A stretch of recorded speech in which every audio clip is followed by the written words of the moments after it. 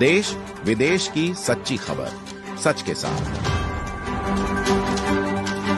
आप देख रहे हैं नेशनल इंडिया न्यूज। वाराणसी के रविंद्रपुरी स्थित डीएस रिसर्च सेंटर में वर्ल्ड नो तंबाकू डे के अवसर पर एक सेमिनार का आयोजन किया गया।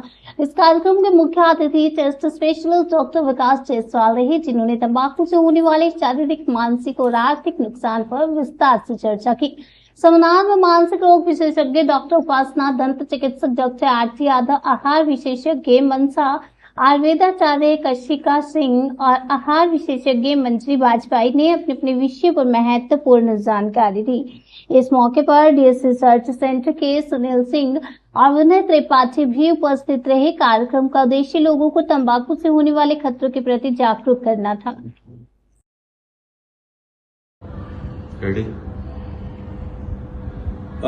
मेरा नाम विनय त्रिपाठी है। मैं डीएस रिसर्च सेंटर में ब्रांडिंग हेड हूँ।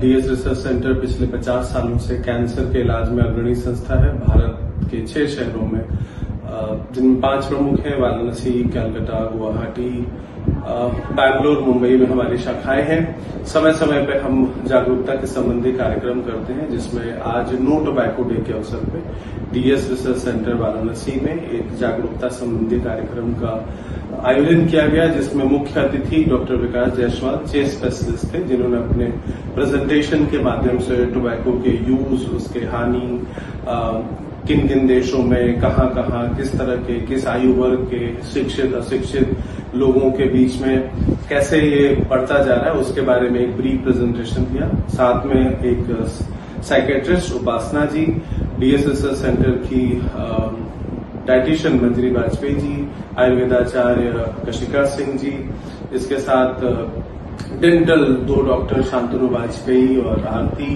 यादव के साथ ओरियाना हॉस्पिटल की मनसा जी, ये सब उपस्थित रहे और सबने विस्तार से इसके उन्मूलन और जागरूकता के बारे में बात की।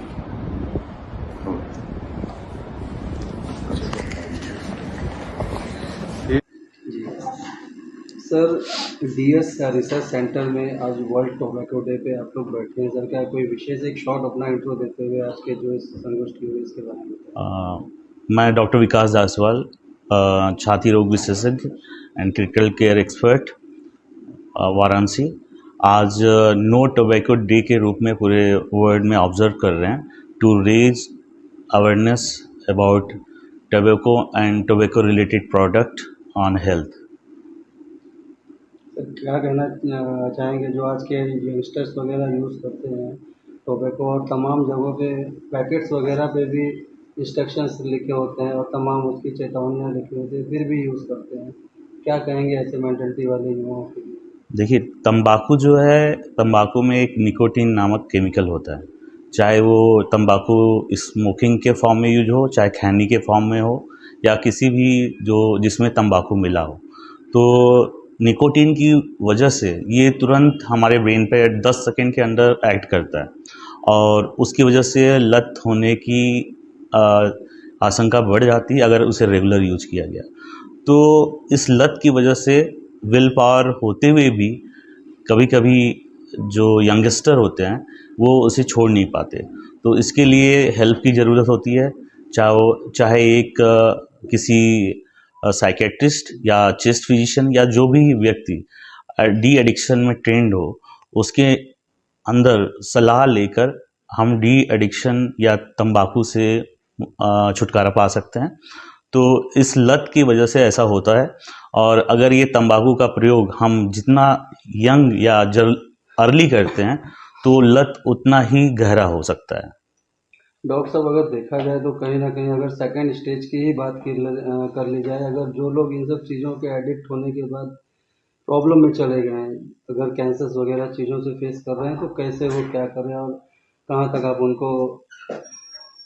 देखिए, तंबाकू अगर स्मोकिंग के फॉर्म में यूज हो रही है, तंबाकू के निकोटीन के साथ साथ जो स्मोक होता है वो हमारे लंग्स में जाकर ब्लड के थ्रू पूरे शरीर में फैलता है, जिससे इन्फ्लामेशन होता है।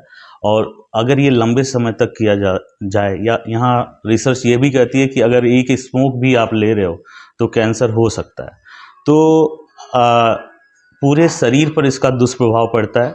और स्मोकिंग से सबसे ज़्यादा प्रभाव रिसर्च में देखा गया है कार्डियोवैस्कुलर, जो हृदय और हृदय से संबंधित अंग हैं उस पर प्रभाव की वजह से स्ट्रोक का खतरा, अचानक से हृदयघात या कह लें हार्ट अटैक का खतरा, और कैंसर शरीर के किसी भी अंग में हो सकता है।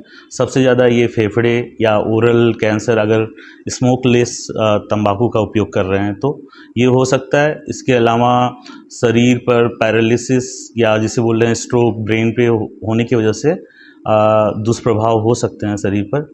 और इसके दुष्प्रभाव को जितना हम अर्ली स्टेज में, पहले तो हम तंबाकू से बनी चीज़ों का सेवन बंद करें, और इसके दुष्प्रभाव को जानने के लिए अपने स्पेशलिस्ट से इसकी सलाह लें, और जितना ही अर्ली स्टेज में हम इसको कैच करें उतना ही ज़्यादा चांसेस हैं कि हम इसके दुष्प्रभाव से या कैंसर जैसे गंभीर बीमारी से बच सकते हैं।